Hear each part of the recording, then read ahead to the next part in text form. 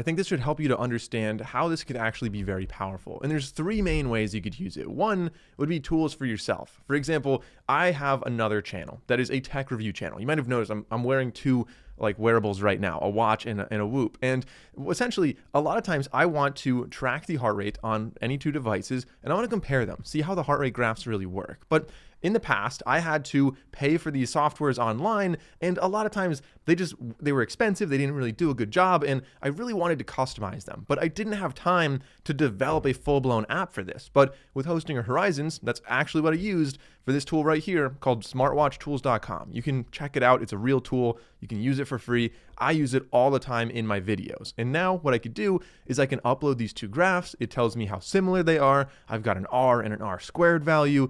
I can open this up and I can film this as a screen recording and put this in my videos.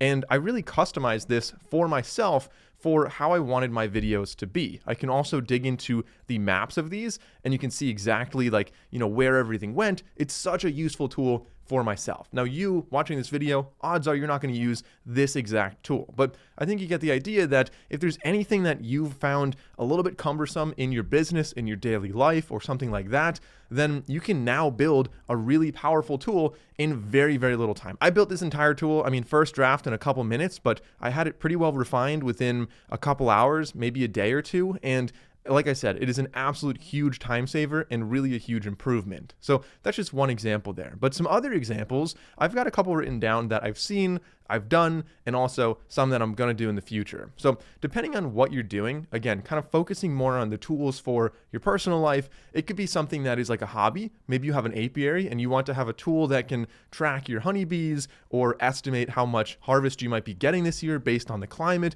based on the weather, based on how many hives you have. You can create that tool.